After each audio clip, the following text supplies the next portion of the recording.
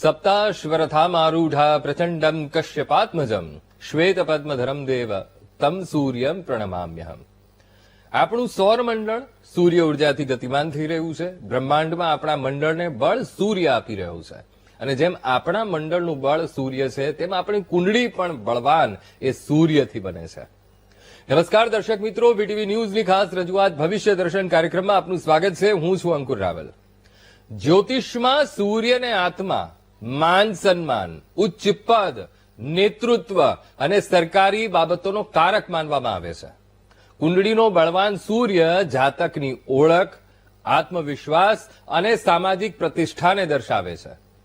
કુંડળીનો મજબૂત સૂર્ય આત્મવિશ્વાસ, આરોગ્ય અને કારકિર્દીમાં પણ સફળતા આપે છે. જ્યારે નબળા સૂર્યથી હૃદય, આંખો સંબંધિત સમસ્યાઓ ઉભી થતી હોય છે અને આત્મવિશ્વાસમાં ઉણપ રહેતી જણાતી હોય છે. દરેક ગ્રહો સમયાંતરે રાશિ બદલતા રહેતા હોય છે અને ત્યારે સૂર્ય દર મહિને રાશિ બદલે છે. ત્યારે હવે જે સૂર્યનું રાશિ પરિવર્તન થવા જઈ રહ્યું છે તેનાથી કોને ફાયદો થશે, કોને નુકસાન થવાની સંભાવના રહેશે, સૂર્યનું રાશિ પરિવર્તન કોને ફળવાનું છે, તેમજ 12 રાશિઓનું રાશિ ભવિષ્ય અને ફોન કોલ્સના ઉત્તર તો ખરા જ.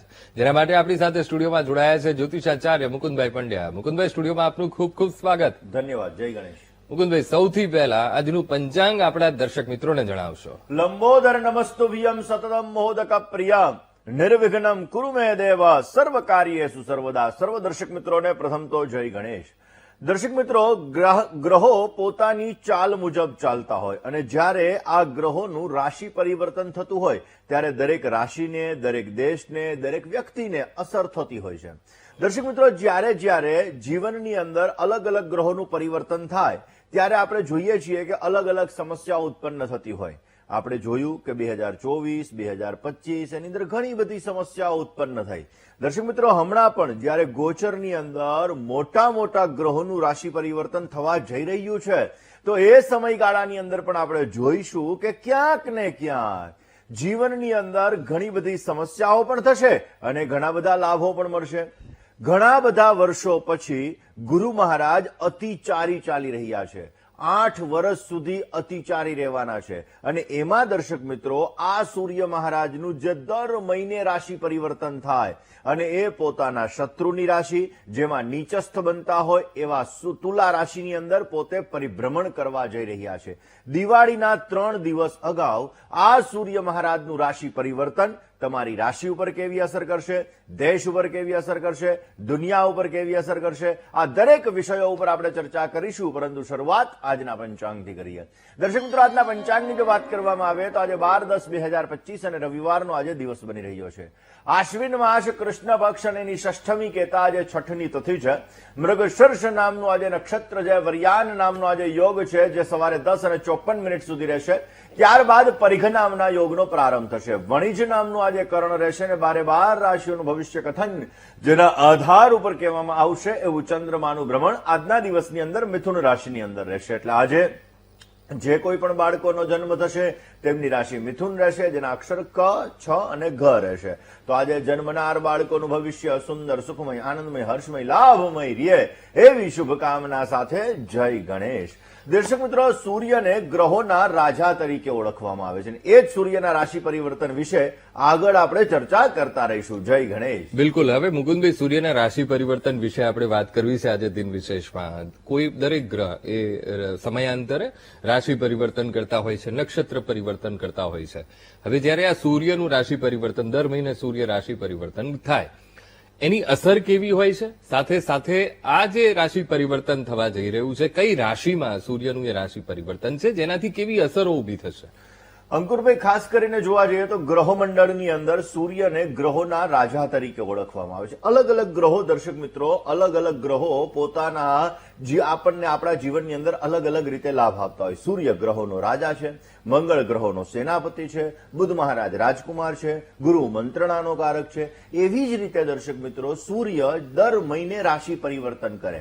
આપણે મકર સંક્રાંતિનો પવિત્ર પાવન તહેવાર ઉજવીએ એટલે આપણને એમ થાય કે મકર સંક્રાંતિ એટલે મકર રાશિમાં સૂર્ય મહારાજનું રાશિ પરિવર્તન થાય. પણ એવરી મંથ, દર મહિને સંક્રાંતિ આવે અને આ જે દર મહિને સંક્રાંતિ આવે, આ સંક્રાંતિનો પુણ્યકાળ, જેમાં દાન પુણ્ય કરવું, જેની અંદર મંત્ર જપ કરવા, એ વિશેષ અસર થતી હોય છે. હવે એવી જ રીતે દર્શક મિત્રો, સૂર્ય આ 17 તારીખે પોતે પરિવર્તિત થઈ રહ્યા છે કન્યા રાશિમાંથી તુલા રાશિમાં. તુલા રાશિ એટલે શુક્ર મહારાજની રાશિ. શુક્ર અને સૂર્ય એટલે બંને દુશ્મન. તુલામાં સૂર્ય મહારાજ નીચસ્થ બને છે, મેષ રાશિમાં સૂર્ય મહારાજ ઉચ્ચના બને છે, અને સિંહ રાશિની અંદર આ સૂર્ય મહારાજ સ્વગૃહી બને છે. અને એટલા માટે દર્શક મિત્રો, જ્યારે આ ક્યાંક ને ક્યાંક આ સૂર્ય મહારાજ ક્યાંક ને ક્યાંક જોવા જઈએ તો આપણા જીવનની અંદર લાભ આપી રહ્યા છે, અને આ સૂર્ય મહારાજ પોતે રાશિ પરિવર્તન કરવા જઈ રહ્યા છે. તો આ સૂર્ય મહારાજનું રાશિ પરિવર્તન દેશ ઉપર, દુનિયા ઉપર અને આપણી રાશિ ઉપર અલગ અલગ અસર કરશે. હવે 17 તારીખે જ્યારે આ સૂર્ય મહારાજ તુલા રાશિની અંદર પરિવર્તિત થવાના છે, તો એના બીજા જ દિવસે જે અતિચારી ગુરુ અત્યારે ચાલી રહ્યો છે, એ અતિચારી ગુરુ જેને આ વર્ષ એટલે કે 2025ની સાલની અંદર વૃષભ રાશિમાં પણ પરિવર્તન કર્યું, અત્યારે મિથુન રાશિમાં પરિવર્તિત થઈ રહ્યા છે, અને 18 તારીખે પોતે કર્ક રાશિની અંદર પરિવર્તન કરવાના છે. કર્ક એટલે ચંદ્રની રાશિ. ચંદ્રની રાશિથી એટલે કર્ક રાશિથી પોતે 5મી દ્રષ્ટિ વૃશ્ચિક રાશિ ઉપર કરશે, જ્યાં ઓલરેડી મંગળ મહારાજ બિરાજમાન. ત્યાંથી 9મી દ્રષ્ટિ કરશે શનિ મહારાજ ઉપર, એટલે કે મીન રાશિ ઉપર, જે જલ તત્વની રાશિ છે. હવે દર્શક મિત્રો, આ તુલા રાશિની અંદર સૂર્ય મહારાજનું પરિભ્રમણ આપણે જોઈશું કે ઘણી બધી જગ્યાએ જલ પ્રલય લઈને આવશે. એટલે ક્યાંક ને ક્યાંક જે પ્રતિષ્ઠાનો કારક છે, રાજકાજનો કારક છે, સરકારનો કારક છે, એવા સૂર્ય મહારાજ, એનું જે રાશિ પરિવર્તન 17 તારીખે થશે, અને બરોબર અંશાત્મક રીતે જોવા જઈએ તો 10 અંશની આજુબાજુ આવી જશે. એ સમયગાળાથી લઈ અને ત્યારે કર્ક રાશિની અંદર ગુરુ મહારાજ પણ આવી ગયા હશે. એટલે આ સમયગાળો એવો રહેશે કે સોનાના ભાવમાં વધારો થતો જણાય, કારણ કે ગુરુ, અને ખાસ કરીને જોવા જઈએ તો પીળી ધાતુનો કારક પણ ગણવામાં આવે, એટલે સોનાના ભાવની અંદર આપણે જોઈશું વધારો થતો જણાશે. હા, ભાવ ઘટવાના ચાન્સીસ થોડા ઘણા ઓછા છે, ઘટશે ખરા, ક્રેસિસ થશે, પણ થોડા ઘણા ઓછા છે. હવે સ્વાભાવિક રીતે આપણે આજે સૂર્યના રાશિ પરિવર્તન વિશે ચર્ચા કરી રહ્યા છીએ દર્શક મિત્રો. તો આ સૂર્ય મહારાજનું જે રાશિ પરિવર્તન થવાનું છે, જે માન સન્માનના કારક છે, પ્રતિષ્ઠાના કારક છે, પિતાના કારક છે, અને આ સૂર્ય મહારાજ રાજાના પણ કારક ગણાય, ને અત્યારના જમાનામાં સરકારના પણ કારક ગણાય. આ સૂર્ય મહારાજ જયારે નીચસ્થ રાશિની અંદર આવશે, એટલે સરકારને ક્યાંક ને ક્યાંક તકલીફો થતી જણાશે. જે જગ્યાએ જે ગવર્મેન્ટનું રાજ ચાલે છે, જે દેશોની અંદર જે સત્તાધારી પક્ષ છે, આ સત્તાધારી પક્ષને આ સમયગાળાની અંદર વિરોધના વંટોળની અંદર ક્યાંક ને ક્યાંક તકલીફોનો દોર વધતો જણાશે. આ સમયગાળો એક એવો સમયગાળો રહેશે કે જેની અંદર વિરોધની પ્રક્રિયા થોડી તેજ બનશે, અને આ વિરોધ ક્યાંક ને ક્યાંક વધતો જણાશે. આમ પણ અત્યારે ટેરિફ વોર ચાલી રહ્યું છે દર્શક મિત્રો. અત્યારનો જે આ સમયગાળો છે, આ સમય દરેક જે કોઈ પણ વર્ષ ચાલુ થતું હોય, તો એ વર્ષના અલગ અલગ રાજા હોય, અલગ અલગ મંત્રી હોય, અને એના હિસાબ ઉપર એ વર્ષનું ભવિષ્ય કથન કહેવામાં આવતું હોય. હવે દર્શક મિત્રો, સ્વાભાવિક રીતે આ સૂર્ય મહારાજ જયારે નીચસ્થ બની રહ્યા છે, તો કોઈ પણ રાજા, કોઈ પણ દેશના રાજા પોતાના વર્ચસ્વના લીધે, પોતાના નિર્ણયોના લીધે ક્યાંક ને ક્યાંક સમસ્યાઓનો દોર વધતો જણાય. આપણે દર્શક મિત્રો, આ સમયગાળો તુલા રાશિની અંદર જે સૂર્ય મહારાજનો સમયગાળો રહેશે, આ સમયગાળાની અંદર આપણે જોઈશું કે ઋતુ પરિવર્તનના ચાન્સીસ પણ ઘણા બધા રહેશે. હિમાલય ક્ષેત્રની અંદર, આ બાજુ જોવા જઈએ તો ઓડિશા વગેરેની અંદર પણ ક્યાંક ને ક્યાંક સમસ્યાઓનો દોર ઋતુ પરિવર્તનના લીધે, જલ પ્રલયના લીધે, પાણીના લીધે સમસ્યાઓનું સર્જન થાય, એવા સંપૂર્ણ યોગો આ સમયગાળાની અંદર જણાઈ રહ્યા છે. આ સમયગાળાની અંદર આપણે જોઈશું કે ક્યાંક અમુક જગ્યાએ મંત્રીમંડળોમાં ફેરફારો આવશે, અમુક જગ્યાએ રાજાઓની અંદર પણ ફેરફારો આવી શકે, લોકો વિરોધની અંદર આવી શકે. આવી બધી સમસ્યાઓ ક્યાંક ને ક્યાંક આ સમયગાળાની અંદર વધતી જણાશે.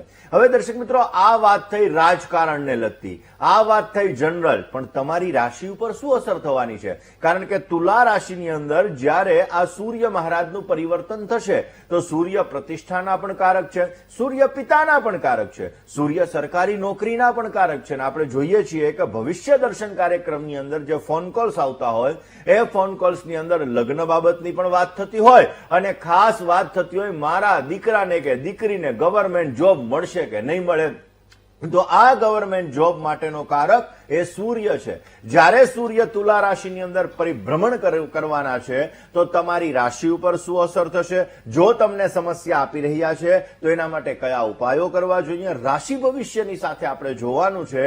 અને એક જનરલ ઉપાયો આપણે એવા આપીશું કે જે ઉપાયો આ સૂર્યના રાશિ પરિવર્તનની અંદર તમને વિશેષ લાભ આપી શકે. જય ગણેશ. બિલકુલ.